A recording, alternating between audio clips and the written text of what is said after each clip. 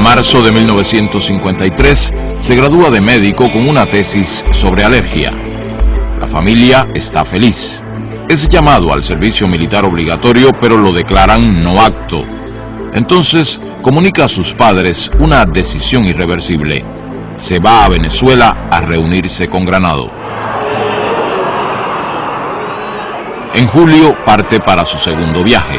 Se detendrá en diversos países posponiendo su llegada a Venezuela. No llega a Caracas porque las noticias de la situación política que existe en Guatemala le hacen girar su destino hacia allá. Guatemala vive sin saberlo los últimos meses de vida del gobierno democrático de Jacobo Arbenz y de su proyecto de reformas, imprescindibles para el país, pero inadmisibles para la oligarquía local, la United Fruit Company y el Departamento de Estado norteamericano. Le llegan preocupaciones y sugerencias familiares para que acabe de organizar su vida como médico. Ernesto responde: En Guatemala podría hacerme muy rico, pero con el rastrero procedimiento de revalidar el título, poner una clínica y dedicarme a la alergia. Aquí está lleno de colegas del fuelle. Hacer eso sería la más horrible traición a los dos yos que se me pelean dentro: el socialudo y el viajero. Ernesto conoce a Hilda Gadea, exiliada peruana. Establecen una amistad que devendrá relación íntima. En carta a sus padres, ante el avance de la crisis guatemalteca, les escribe: Los últimos acontecimientos pertenecen a la historia, cualidad que creo que por primera vez se da en mis notas. Hace días, aviones procedentes de Honduras cruzaron la frontera con Guatemala y pasaron sobre la ciudad en plena luz del día, ametrallando gente y objetivos militares. Yo me inscribí en las brigadas de sanidad para colaborar con la parte médica y en brigadas juveniles que patrullan las calles de noche. Hace amistad con Ñico López, exiliado cubano estrechamente vinculado a Fidel Castro.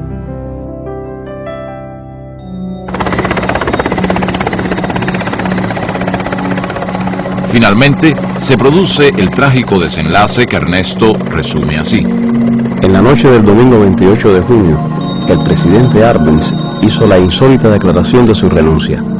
Denunció públicamente a la frutera y a Estados Unidos como los causantes directos de todos los bombardeos y ametrallamientos sobre la población civil. El presidente dijo que hacía esto llevado por su deseo de impedir que los norteamericanos llegaran a estas tierras como amos. Me dormí con un sentimiento de frustración frente a los hechos. El nuevo gobierno, encabezado por el coronel Castillo de Armas, desata una represión feroz. Ernesto se asila en la embajada argentina, pero rechaza regresar a su país en el avión que envía el gobierno del general Perón para repatriar a los exiliados. Partirá hacia México. En carta que envía a su madre, a poco de llegar a la capital mexicana, deja ver su estado de ánimo de aquellos días. En cuanto a la amargura que ves en mis últimas cartas, es probable que sea cierto. Pero yo no lo noto sino en cierto escepticismo frente a cosas en las que antes veía algo bueno. Mi más completa decepción es frente a algunas situaciones ni fu ni fa de las cuales creía que se podía sacar algo. Ahora me convencí terminantemente de que los términos medios no pueden significar otra cosa que la antesala de la traición. Mi confianza en el triunfo final de lo que creo es completa, pero ni siquiera sé si seré un actor o un espectador interesado en la acción.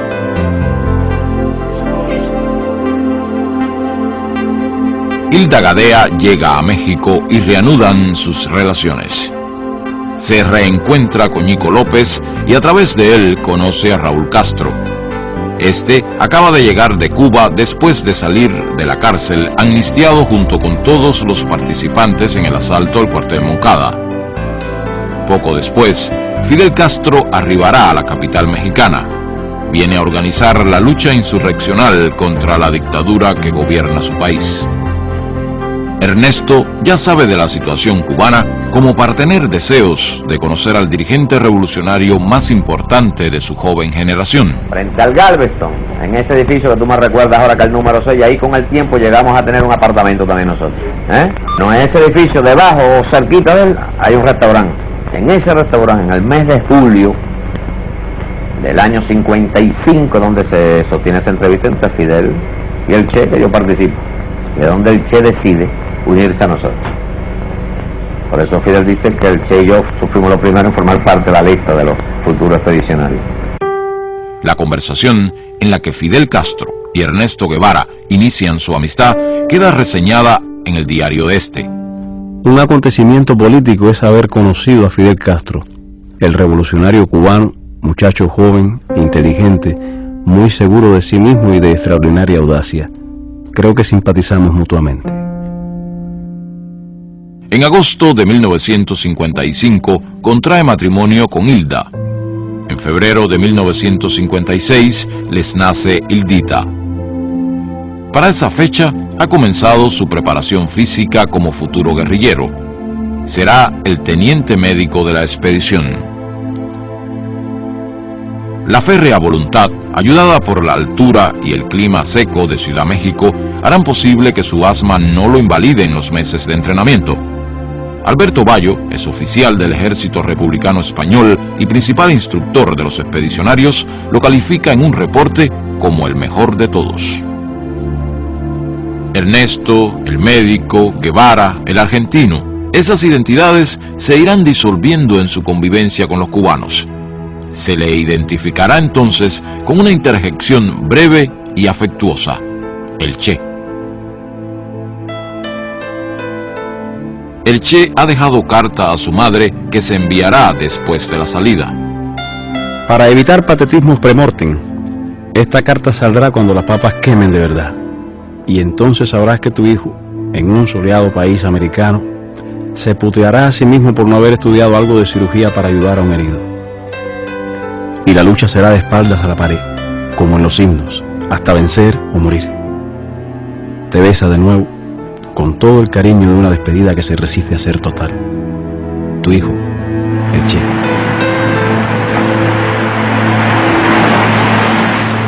El 25 de noviembre de 1956, el yate Granma parte hacia Cuba con 82 hombres que comanda Fidel Castro.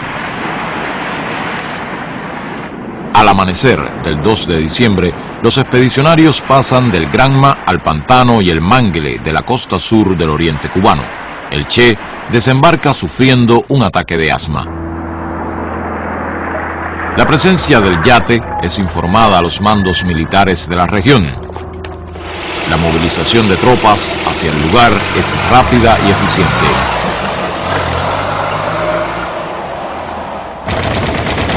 A los 3 días de agotadora marcha, los expedicionarios son sorprendidos y dispersados después de sufrir varias bajas.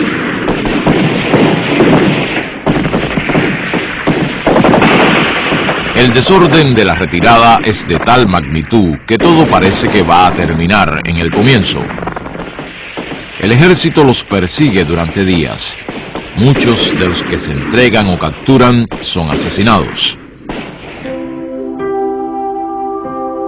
Después de 3 semanas de total incertidumbre, Fidel Castro reagrupa a una pequeña tropa con 7 fusiles y 12 hombres.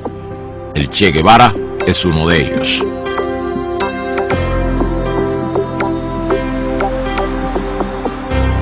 El primer semestre de 1957 es de formación y desarrollo de una columna guerrillera en la Sierra Maestra. La tropa se refuerza con la incorporación de campesinos y combatientes urbanos.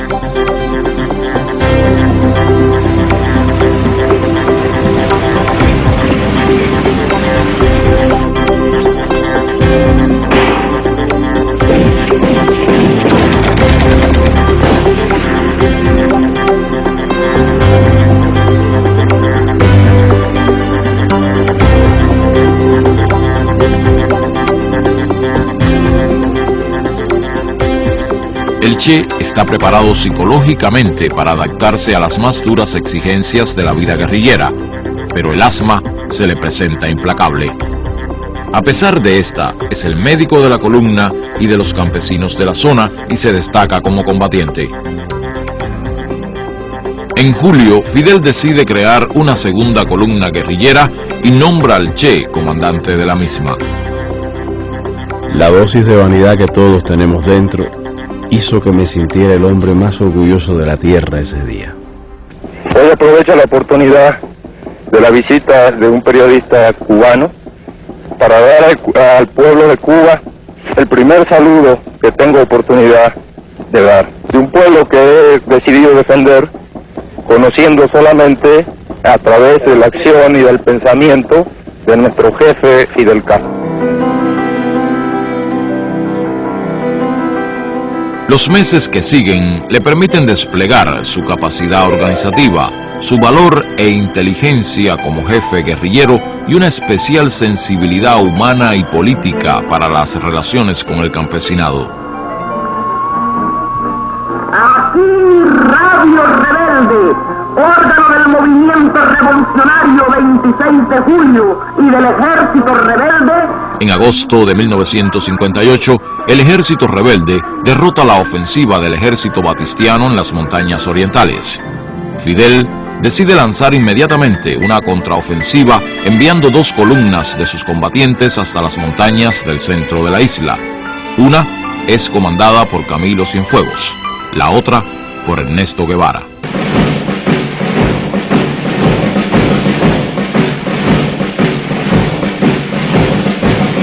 Avanzan por territorio llano, se internan en zonas bajas para evitar emboscadas o ser localizados por la aviación.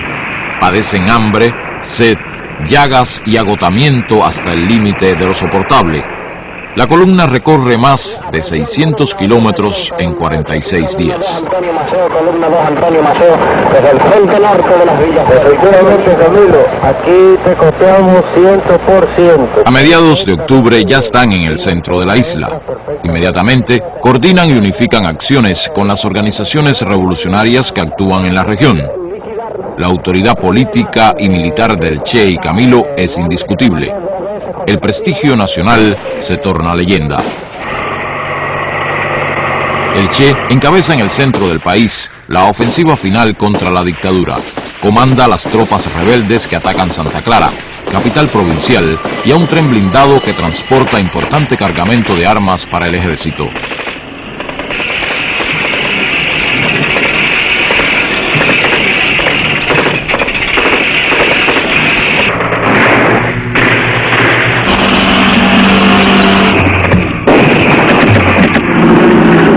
De la tiranía bombardea la ciudad en un último intento por frenar la victoria rebelde.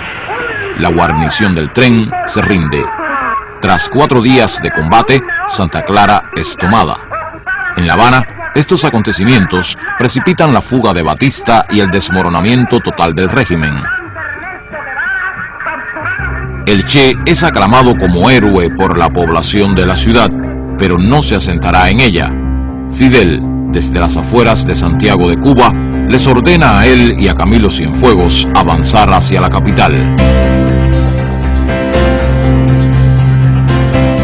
La revolución ha triunfado. La Habana recibe a sus dirigentes.